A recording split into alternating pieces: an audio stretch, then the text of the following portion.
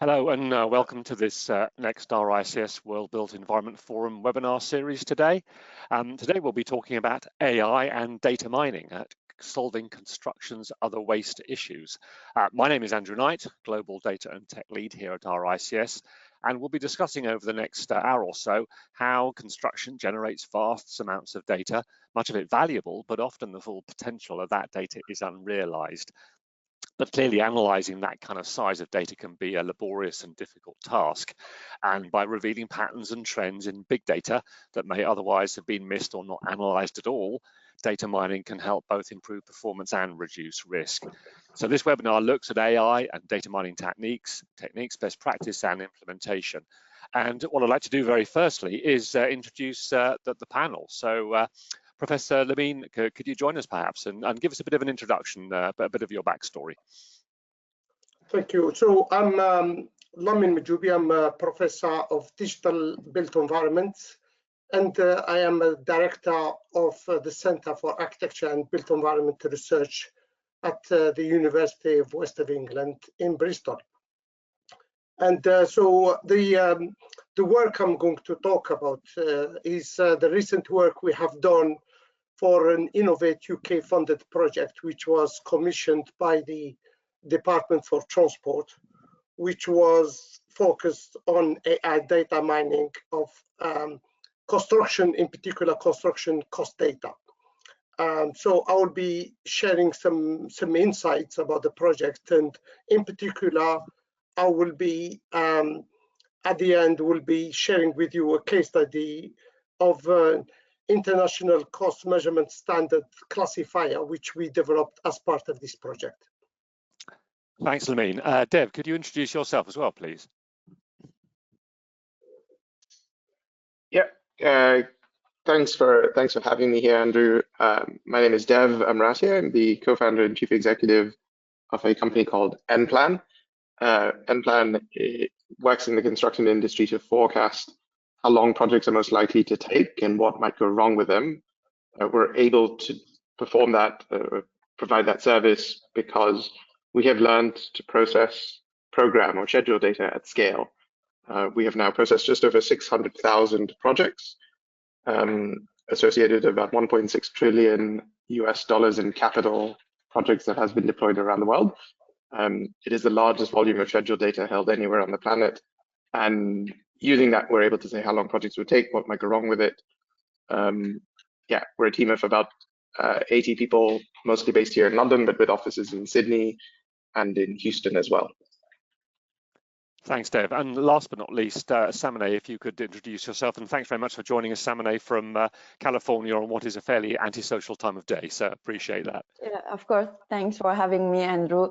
This is Samaneh Zolfagharian. I'm the CTO of YegaTech. At YegaTech, we are focusing on how the construction companies can leverage data in order to be more efficient and productive. For example, one of the services that we are focusing right now is like they have so many photos captured from the construction site. We're labeling, structuring that data, labeling them so that they can get insights from that and be more predictive in terms of what's going on the construction site and how they can update the schedule and monitor the project progress automatically. And it's not limited just to this. We are also helping them to be like leveraging some other machine learning, like AI methods like machine learning, in order to be more efficient within their process, like project specifications, how they can automatically generate project specifications for complex projects. And I'm glad to be here with other things. Thanks very much, Samaneh. Now, just a reminder to all of those who are listening today, please do submit questions to our panel, as it really does help bring the conversation to life.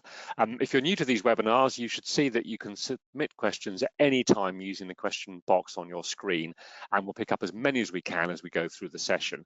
So without further ado, I'm probably going to start with you, Samaneh, if I may. And really this first question is, what are the factors that inhibit the use of data in construction? And I guess leading on from that, how can AI and data mining help overcome those challenges? Yeah, so as we all know, like we have more data compared to last 10 years, because we have more tech solutions in the market. Like based on the Grandview research I was looking at recently, they're saying that this construction software market size right now is $10 billion and it will reach to $19 billion by 2030. So imagine how much data we will generate by then, but how we can get advantage of the data that we have, because it doesn't mean that the construction industry is data driven. 80% of this data that is generated has been waste. And like a typical project can generate about terabytes of data every day. But again, 80% of it is wasted, and it's because of like data are siloed. Multiple stakeholders, they generate data in a structured data in a format that they need, and is even sitting on someone else's desktop that no one has access to. And in some cases, they're not comfortable to share the data with others because of liability and privacy issues. Besides like data siloed, the other concern is like data quality. When we're talking to construction companies, they're saying that they either don't have any data or they have so much data and they can do like lots of it with it, like, and they're asking what we can do with it. And when we are looking at the data quality is really poor because the data is just captured without having any business goal in mind. So it's good to set the strategy when capturing data, making sure that the data that we're capturing is aligned with the goal that we're trying to achieve at the end. And having said like data silos and data quality is not just like technical or people issues, it's also data governance and standardization. So I have background in manufacturing as well. So when we're looking at the manufacturing, we can see like they follow a playbook, and almost, I don't want to say everything, almost everything has like a standardization, especially when it comes to data.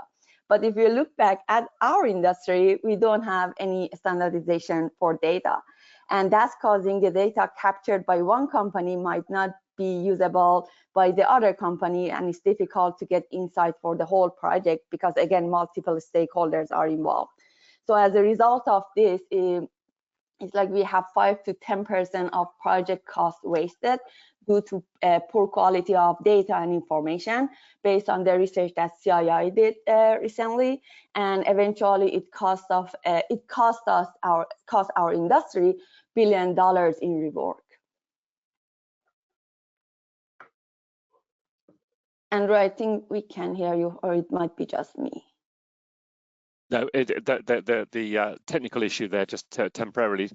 Thanks very much for that, Samaneh. Lamine, I'm always very conscious that people use the word AI in a very kind of general umbrella term when they talk about artificial intelligence. And I think it would be interesting for you to give us an idea of the types of AI that we can use to deal with construction data. Because as I say, so often people talk about AI, and as you know better than I do, there's a number of different variations on a theme there in terms of the tools and techniques. So please do kind of walk us through what you think are the applicable models, as it were, that we could apply to construction data.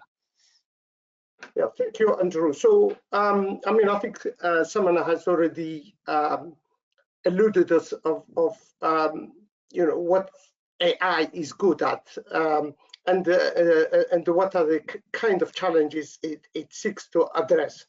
First of all, I mean, just to clarify, you know, what is AI? I mean, it's like sometimes people think about it like a black box, but essentially what it is access to data, to use the AI system to learn from it, the training, what we call training data, and that's essential. You know, the good, and that's associated with the quality data. The better is the data to train the system, the better is the output. You know, so if the input data is like Samaneh has been explaining, is not a good quality data, AI is not a magic wand, you know, to deliver a quality output. So that's a very, very important point to emphasize. The second aspect is AI has got a lot of potential, and one of the potential is that as humans we get bored, especially in terms of large data sets. You know, when we have to process them, or maybe in some cases classify them to a common standard, because that's what Samaneh was explaining about the importance of standardizing data. When we try to standardize it, it is very important that we use the right tool for the right type of data. So, for instance, I mean, we will hear a lot maybe about natural language processing. So one of the strengths of natural language processing is, for instance, to drill into language type of data, words, and look at what are the keywords that are available in the according to the problem at hand we are trying to solve. So it looks at the and then it tries to train AI to recognize these keywords and associate them with some of the challenges we are trying to solve. And on the other hand, machine learning is trying to look at other, and I will show you an example. So it's trying to standardize, for instance, some unstandardized data. So it's again, it's trying to learn the system, in our case, to classify some data. In some cases, we had some projects where the challenge was we had a large number of data sets, and there were a lot of claims about what are the drivers that have affected project performance.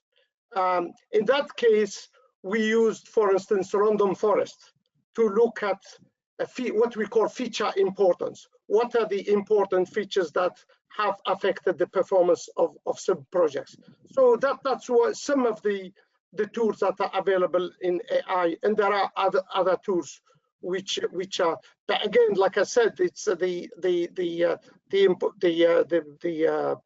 importance and the capability of AI is, once it's trained, it can at least automate or semi-automate some of the processes and reduce the errors, improve time efficiency, and also deliver better quality outputs.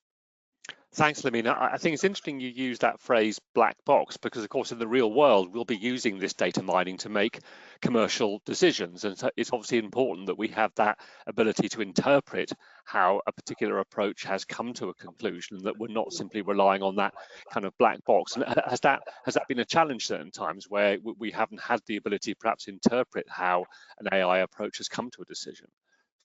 Yeah, absolutely. And I mean, just give you an example, the government being a large client, they are very, very much interested in benchmarking, to see how, for instance, UK organizations, like, I don't know, TfL or Network Rail or National Highways compare with their international competitors.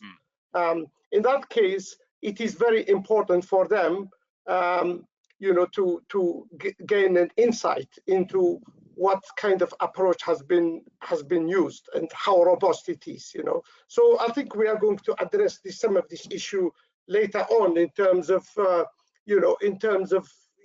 how can we make sure that AI is delivering at the end robust outputs, which are going to help us in terms of benchmarking, in terms of decision making.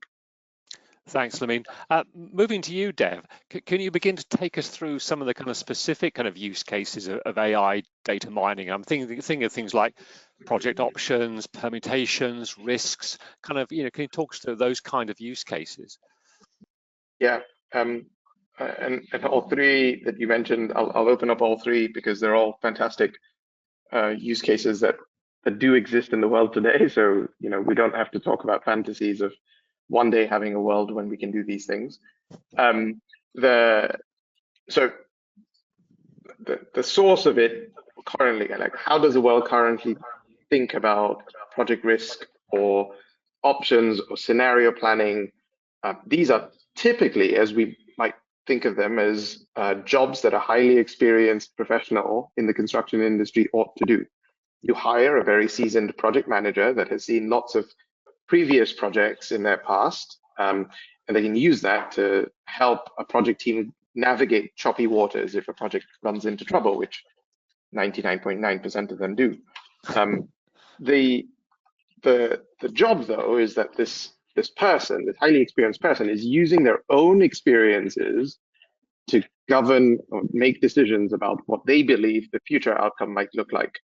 So what does that version look like when you scale it up? When you say, why don't we unshackle this person from their own mind and their own experiences and bring the collective knowledge across thousands of projects to the table? It does take, it's a tremendous task, because we heard earlier from Samaneh about the quality, and Lamine about the quality of data. And you have to have a machine learning algorithm that's capable of understanding when it's reading something that is of good quality and it can rely on it, and when it's not. It has to be intrinsically smart enough to know that. Because if it starts learning junk, then you might get junk on the other side, right? So some of the things that we are capable of doing at nPlan now is, when we see a new project, it's the project schedule that is, we're able to, the AI we've built is capable of spotting that these are the parts of the project that are most at risk, but also then generate options on what someone could do about it. It's not good enough to just say the project is going to go down the drain, or that it's heavily delayed. You also have to give teams options and solutions. Bad news doesn't last very long in most places. And working with them, the AI algorithm is capable of sort of noticing how this project is performing against projects where it believes there are similarities that this project could learn from. The same way that the human brain does it, except it does it with hundreds and thousands of projects in the back, right? A number that a human being can never get to, because we are mortals. So the interesting thing that you start to see here is, like, when you have augmentation by an algorithm onto a project team, these experienced people are still there. You still have to hire them. This isn't like AI taking over and everyone gets fired, not at all. It's very much the experienced project team is now being augmented, and they are becoming smarter at the decisions they're taking. It's no longer about who gets paid the most and has the loudest voice, but it's actually who's the person that is smart enough to also go check what the algorithm thinks the future might hold in front of them, and use that for decision making, right? And when you do that, the outcomes of the project are very different to projects that are command and control from a central dictator. We have evidence of that. Thanks, Dev. Almost picking up on that point, actually, perhaps starting with you, Lamine, it would be great to get your perspective on the role of human beings. I think Dev there touched on this sense that we're not totally kind of abdicating and letting the machines take over in a kind of Terminator 2 sense, but it's interesting to kind of debate where humans have a critical role to play, both in terms of the governance and training, and indeed what part of the loop they're in, to use the jargon, when you're looking at AI as driving these decisions. What are your thoughts on that, Lamine? Yeah, I mean, it's very interesting. Dave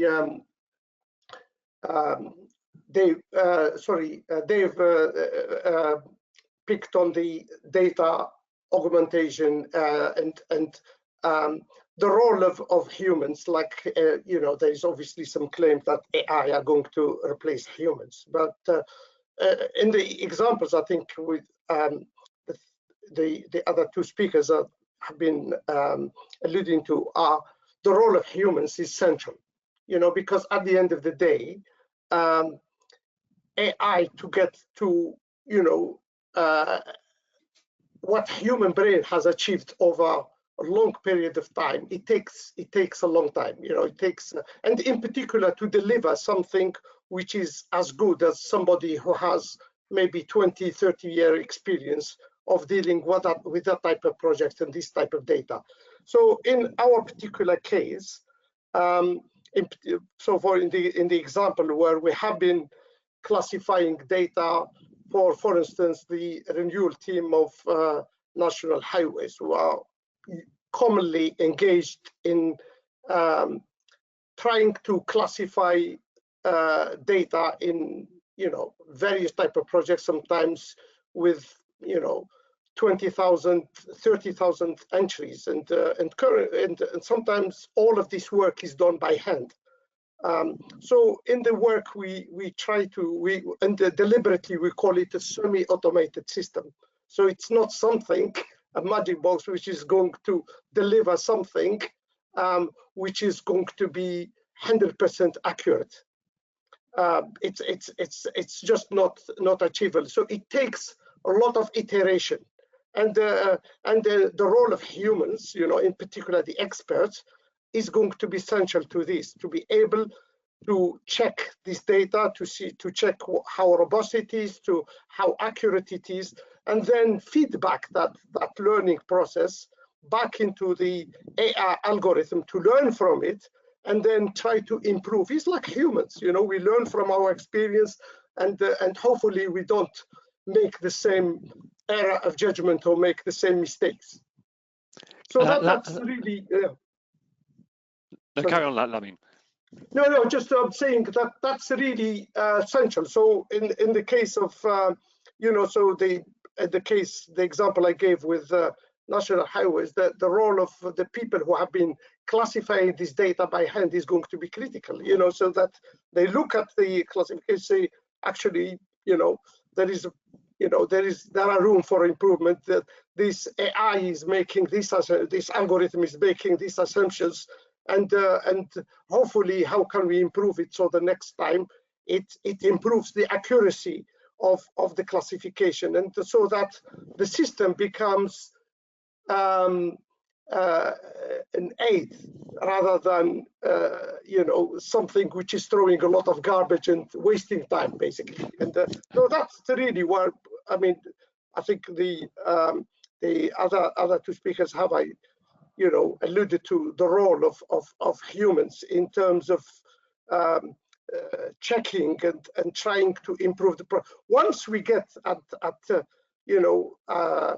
the end of an improved level of accuracy, AI is going to be obviously of great help, so that the human will be able to maybe, instead of checking, I don't know, 30% of the data, there will be just maybe swiftly going through some of the key issues. I mean, there are challenges sometimes. I mean, what we found out actually with, so usually what we do with in our approach, we classify the data initially using experts, with the people who have been working in the field. And sometimes using 2 or 3 experts, there are, some challenges in them not agreeing in how some items get classified as humans, So there are these challenges which are not going to be resolved very easily.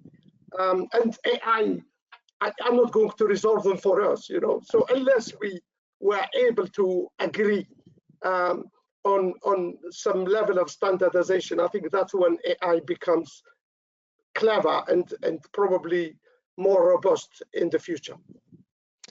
Thanks, Lamine. I mean, Samaneh, what's your perspective on this dual role, this hybrid role of the human being working with AI, and how they're arguably self-supporting? But what's your perspective on it? I think both panelists, Lamine and Dev, highlighted the point of collaboration between human as well as the machine AI models. Otherwise, it won't work. As a human, we need to capture the data, we need to prepare the data, and we need to make sure the data quality is at that level that we can achieve the result we want. It's I think Dev highlighted earlier, garbage in, garbage out, right? And we all know that concept. So for me, I want the way that I'm thinking about it is it's not about just going with AI, or it's not just staying with that human-based analysis. We need a balance between this, and it depends on the project complexity and the size of the project and what we are trying to achieve.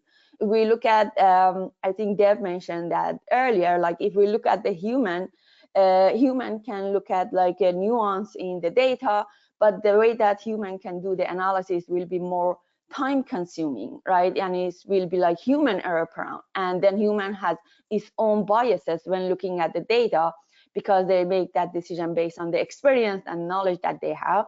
And all of us have like those hidden spot, empty spot, that we are missing that perspective. Everyone has just staying within that boundary of knowledge that they have, and that could be risky sometimes. And then if we look at the AI mining, AI and data mining, then AI, that could be the faster approach, more efficient. But then AI, I think Lamine highlighted it earlier, is like missing that context. It doesn't have, if the data quality is not right, then it doesn't know the interpretation of the situation. So this is where the human comes in. So I'm not saying that AI, I mentioned human bias earlier. I'm not saying that AI doesn't have bias. Like we all know that facial recognition by IBM or Amazon, that had some biases in terms of human races, because the data that fed into it was limited to specific races. But there are some ways that we can minimize those biases in AI model. Like there are adversarial training that can detect those biases in the data, or we can use like explainable AI in order to understand like how AI made those decisions. And this is something Lamine highlighted earlier. And the example that I make for my customers is, if you use Grammarly is like checking it's good for people like myself that are like second language English. It checks the grammar, it checks the typo, and help you to improve English as well. So it doesn't just go and correct those typos or grammar, it tells you the logic. So I'm looking at the logic, I'm understanding why it proposed that comment, and it's my decision to either accept or dismiss it. So this is where human can play a huge role, like how we can make that collaboration between human and machine learning, so machine just doesn't go and make those or highlight the issues that we have, like Dev mentioned. It doesn't help me to know, oh, project is going to have delay. Tell me how I can fix it, right? Come up with some solutions. And this is like an approach like Grammarly does. I'm not advertising Grammarly, but it's really like an easy way to understand like how AI and human can work and collaborate together. Thanks, Samaneh. Dev, before we move off this topic of kind of the human element in AI, I'm intrigued to hear your perception, and I'm conscious of, who's listening today, around the relationship between the very technical data scientists who will put these models together and the value they will get by working with the domain experts in infrastructure and construction. Because clearly, it seems to me that you can't build these powerful models without that wonderful brew of the data scientist, but also the domain expert, because the data scientist, with a great respect, won't really understand the nuances of building bridges and tunnels and et cetera, et cetera. And conversely, we don't see the profession becoming data scientists themselves. So talk us through how you see that relationship working. Yeah. It's a complex relationship. It's one that I live and breathe every day within my own organization. We found that the way to structure this is the machine learning engineers, the research scientists, the data scientists, our approach, which is one approach, and I would not say that it's a globally applicable approach, is that we said, you design the algorithms on what you believe will be the most scalable and unbiased mechanism to try to forecast project risk. Don't ask anyone what they think causes projects to get delayed, because that in itself is a bias, right? You ask project manager 1, they'll say this reason. Project manager 2 will say a different reason. But actually, try and design an algorithm that can automatically learn that and understand that. Where the domain experts come in, so call it like the design and architecture of the systems are done with no domain expertise whatsoever, because we don't want to bias the system. We want to go with design an algorithm that is capable of learning on its own with no human intervention, because for us, removing bias is like one of our core value propositions. Like, we don't want to say this was trained by this person at this organization, right? Where the domain experts do come in, though, is in the translation of an insight into action. So now that you know something, now that the algorithm is saying these of your project are risky, or this is where the project is most likely to end up, you then need to be able to communicate that to a product team. When you talk about the question of like, what is the role of humans, and we've just talked about collaboration, but I would also like move it even further to the right and say, at the end of the day, an AI, no matter where you look into the future, will not physically do anything. It has no hands and cannot put bricks, and maybe you could say a robot might do that in the future, but there is a construction is a physical job. There is physical work that occurs, and maybe we panelists are not exactly the group that goes and does that physical labor, but you have to remember the majority of the industry is that, though. And the translation of really interesting insights and cool graphs and wherever it might originate from has to get to the field. If you don't get to the field, then you're wasting your time and money. And we find that these domain experts are really powerful at taking what is incredibly complex information and powerful technology and taking that to someone that will do something with it. It might sound simple, but it's actually the hardest part about the whole equation. Years of research in how machine learning might work then comes to a grinding halt when it realizes no one in the field cares about that. Thanks, Dev. Staying with you, and I know many of our listeners hopefully probably haven't missed the kind of the wave of ChatGPT and those kind of advances. I mean, thinking about AI-led data mining, what kind of developments do you think we'll be seeing in the next 3, 4, 5 years? Yeah, the fun question. So you're asking me to forecast the future. Yes.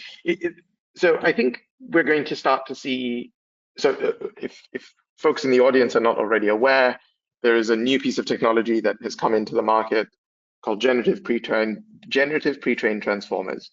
That might sound like gobbledygoo. It basically means this is machine learning algorithms that are now capable of generating content. So you say, write me an essay about why William Shakespeare was one of the greats, and it will write you the essay. That's generation, right? Like you don't have to write it yourself. There are all sorts of ramifications to work like that. Like, so you could tell it, write me a contract that I can use to set up a scope of work with a contractor. If you say, negotiate this commercial contract with me for me, and it is capable of producing an okay version of it, right? Call it like intern level responses, or sometimes slightly better than interns. But it is not going to be grandmaster style. Like I don't see it, not yet, surpassing the quality of a trained professional. But it can very credibly augment these trained professionals. So if you look at how that has come about and where it's created from, it has taken what was previously considered unstructured and poor quality data, which is all the text on the internet. Sure, everyone will say there's lots of junk on the internet and stuff you don't want anyone to learn from.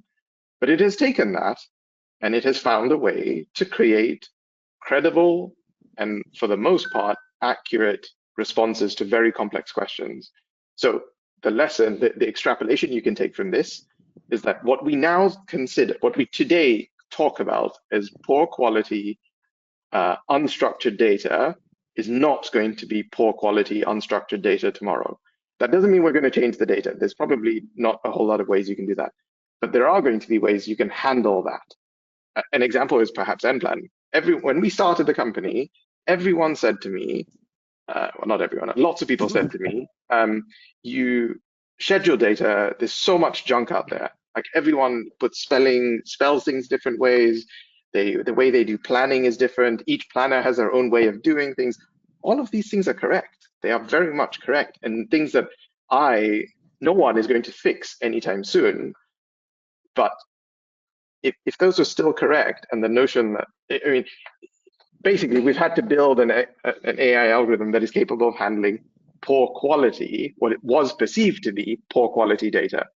Turns out it's not poor quality, right? If you're clever enough about how you handle that, you can turn that into valuable insights. So where I see the technology moving is sort of taking what we today have labeled as waste, and that will suddenly no longer become waste, will actually become incredibly valuable insights from that information, because the technology has evolved enough to be able to handle this uncertainty that we now perceive. Thanks, Dev. Moving to you, Samaneh. I mean, it would be wrong to have this discussion without asking this question around the impact, in a negative sense, of construction from a sustainability and social value perspective. So, how can AI and data mining lead to some better outcomes from that perspective? Because clearly, you know, from the built environment perspective, we have a huge responsibility to reduce the impact, both in terms of emissions, but other impacts of construction. How do you see AI and data mining helping us in that particular, really quite existential challenge that the sector faces? Before answering that question, do you mind if I get back to the point Dev highlighted about the future? Yeah, so yeah, his point about the future, that data quality may not be an issue tomorrow. It's like we are seeing it within the construction companies. Like people come and they say, like I mentioned that earlier, that we don't have any data today. But what they're doing, they take an action. They're putting some strategy together to capture data based on what they want to achieve. Like they want to track the project progress, get insights. So they're setting up that strategy. And those people who have data, and they said we have tons of data, trying to figure out what's the best like plan to leverage that data, even though they are like a poor quality, but they're taking some action. So I want to highlight the point that Dev mentioned earlier about the future. Like we're getting there, small steps, but yeah, the future will be bright. But back to your question, Andrew, about how AI and data mining can help with the sustainability. As we all know, like construction industry has the highest impact on global warming, climate change right now. It's like we are responsible for 40% of global construction waste and like 30% of gas emissions right now. And only in the US, if we look at it, building operations are responsible for 30% of gas emissions. So it's like AI can help us in terms of optimizing the building performance, like depending on occupancy, depending on weather, how we can adjust the temperature HVAC system to work when the building is occupied or not. And top of that, like there are some government rules recently in the US, especially in California and New York. So how we can help owners, like incentivize owners like operation, so that they can minimize the consumption of energy during peak hours. So there are some ways that AI can help us to optimize that. On the waste side, like every building, I'm talking from the US point of view, every building, almost every building in the US has timber in it. And the process of producing timbers to even recycling timbers after building's life cycle is expensive and worker intensive process. Imagine like how AI, machine learning and computer vision can help us to like recycle those timbers and reuse it in the building. Like for example, detecting nails or like automatically, rather than going like having tons of laborers, and it's like a boring job for them, just go and like detect nails and take them out, right? This is where AI comes in.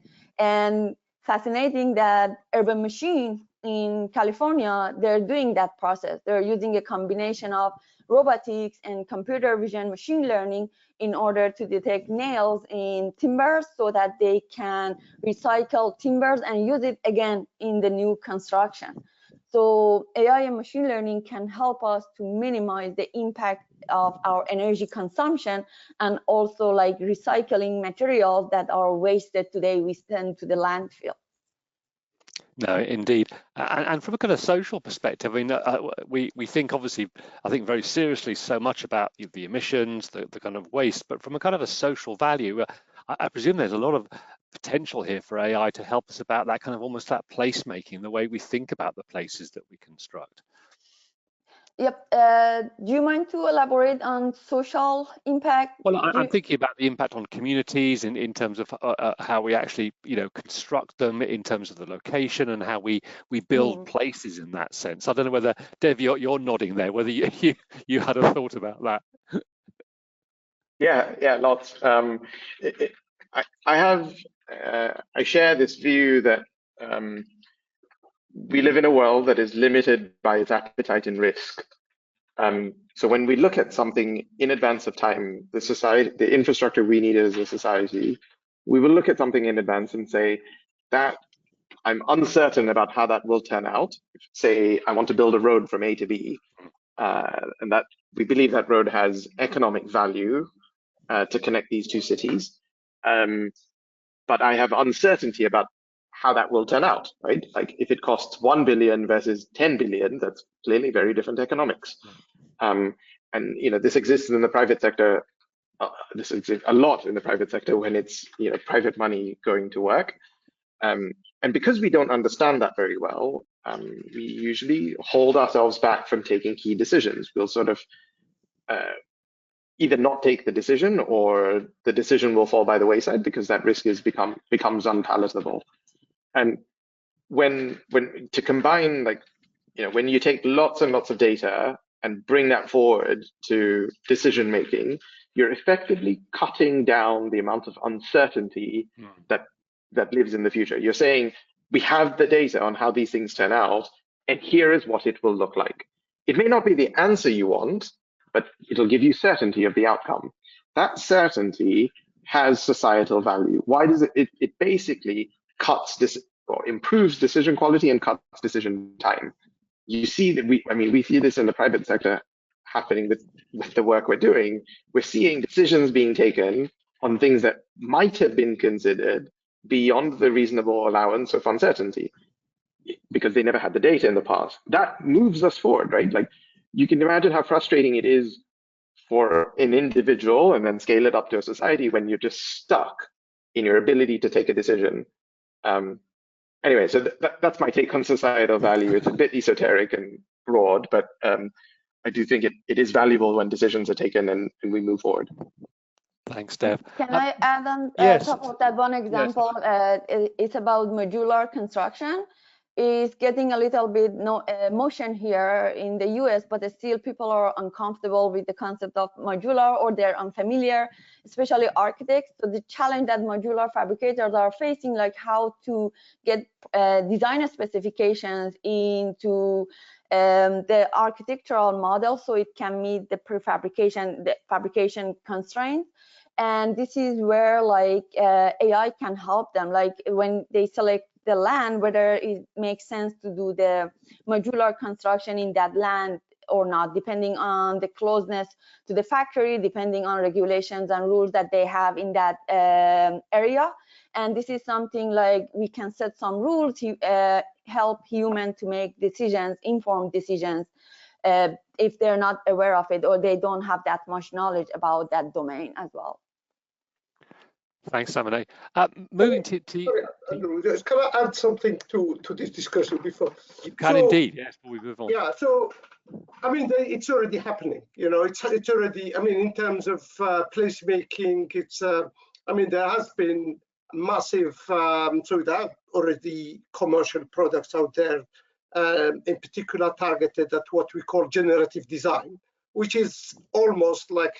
So it is an AI-based system which creates options, for a designer. So based on specific criteria, the AI algorithm creates some potential solutions for the designer.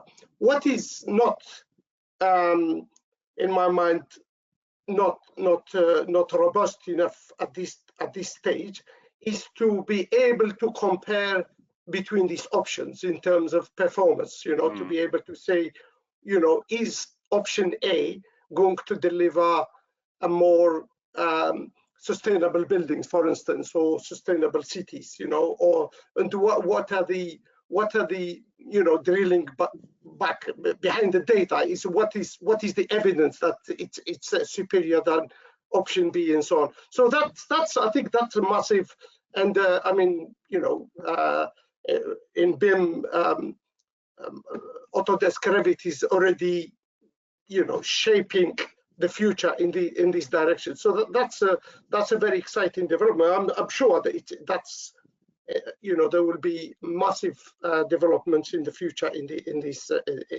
line of work. Thanks, Lamine, and that segues very well into my last question. Really, is and I believe you've got a presentation here you can walk us through. But I think it'd be great to hear about some examples of project where AI data mining has actually been used and where we've seen some really successful outcomes. Lamine. Yeah. So yeah, so before we go into that, I mean, I think we just to pick on what Dave has said and even Samaneh, I think where I see the future currently in terms of AI, I mean, most of the data tends to be, I mean, in our, you know, construction domain tends to be, you know, letters and numbers, you know. Mm-hmm.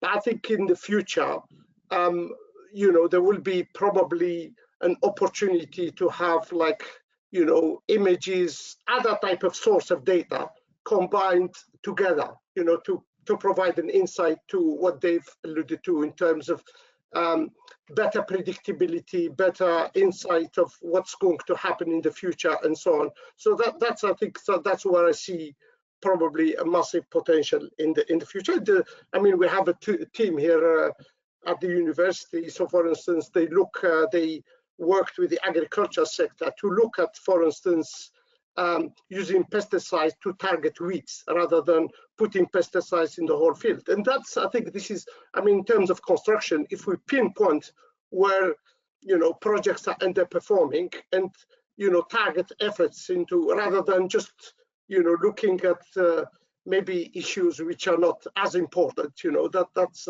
always. So that's where I see probably future developments. So I'm happy to share with you an example of the work we have done, as I said, part of these Innovate UK funded projects, which is looking at you know, the issues we have been talking today about, the standardized construction data, and how we, in this particular case, to classify it into a common standard. It could be, the common standard could be anything which is something an organization or group and organization think it's of value, and as we know, without a common standard, it's very, very difficult to benchmark, you know, to be able to compare apples with apples, you know. So that's really where, in this particular project, we were trying to classify construction data into the international construction measurement standards. Thank you. So I believe somebody is going to show us some slides. Yes, there we go. Yeah, so this is AI for cost. Next slide, please. So like I explained, so the problem is, if you go through the, so it's, we have, I don't think I'm going to bore you. I mean, what I will highlight there, I mean, I think Samaneh has alluded to, is the way we are collecting data here. You know, we are missing a massive opportunity in terms of collecting data in a consistent manner. That's going to improve or make, you know, a step change in terms of AI capability. So it's sometimes people have been collecting data over you know, 20 years or something, but they keep changing the way they collect data. So it makes you know, a comparison between project performance over time very, very difficult, and wasted opportunity. Next, please. So the solution is translate in this, as I explained in this particular project, translate construction cost data from different systems into a common standard. Next, please. So the translation requires understanding of the source data, and I think this is something that I think Dev has alluded to. I mean, we have to remember there are not a lot of data scientists in construction, you know, who have got an in-depth knowledge of AI as well as construction domain. When you get people who are trained in AI, I mean, for them, it's a massive challenge to understand how construction projects are structured. What are the drivers? What are the challenges? So, like I said, the source data, in terms of quality and most of the data sometimes is collected in a kind of for some organizations, not in a granular level, at the granular level, to be able to drill into the detail, to be able to compare for instance, at an asset level. Okay, next, please.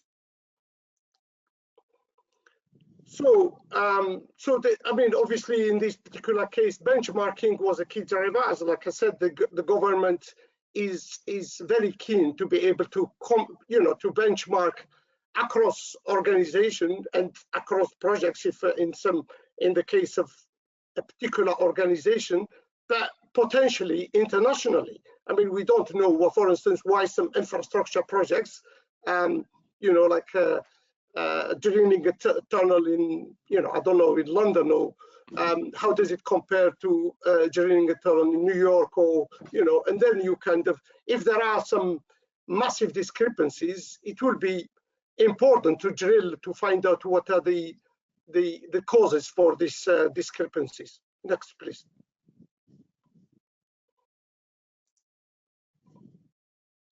So to give you an example, so this is an example of the work we have done with National Highways, which is a work breakdown structure, and taking this data and classifying it. So the aim is to classify it semi-automatically, and that's coming back to this issue of, the data being robust and to be able, it's accurate enough so that it helps benchmarking and decision making. So I'll show you an example. If you click next, please. So this is like this item which is regulating costs, open graded system. So currently, somebody like an expert will go through this and go through the work breakdown structure and trying to find how does it classify into ICMS. And basically we developed like an AI system which makes this classification automatically. Next, please. So this is the system. So it's a web system. It takes either single item, so somebody types an item, and then click submit to do the classification. So somebody has typed some text here, and then submit, and the system processes that data, and then it classifies it automatically into an ICMS classification.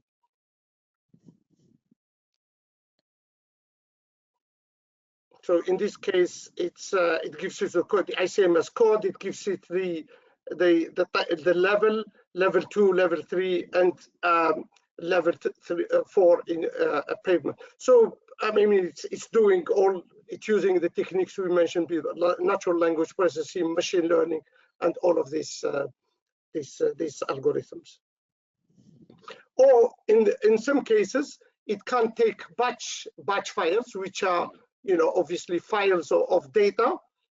You open the file, and then the AI system drill into the data, the data you submit as well, and the output will give you automated classification into the international construction measurement standard.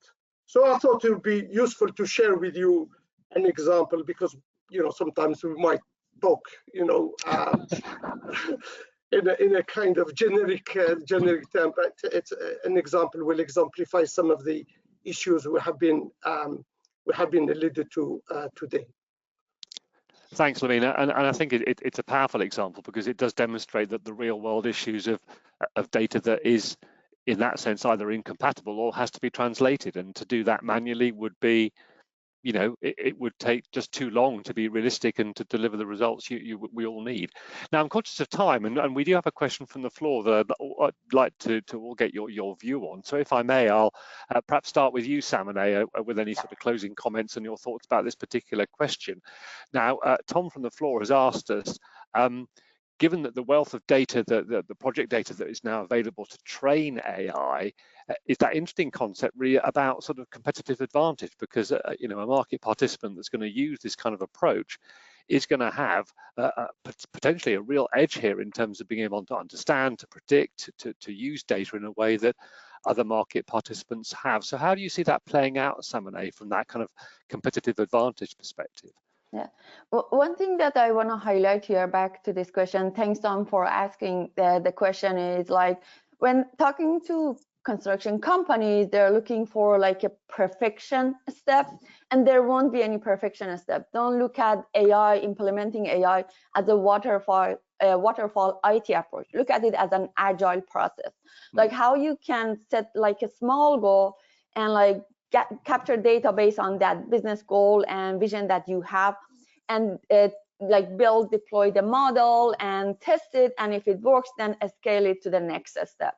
So what I'm trying to do here is like we don't have to wait until we get to that ideal world and then start to see how AI can help us. And back to this question about the competitive advantage here, it really depends. There isn't like one size fits all, right? It's like depends on what you're trying to achieve.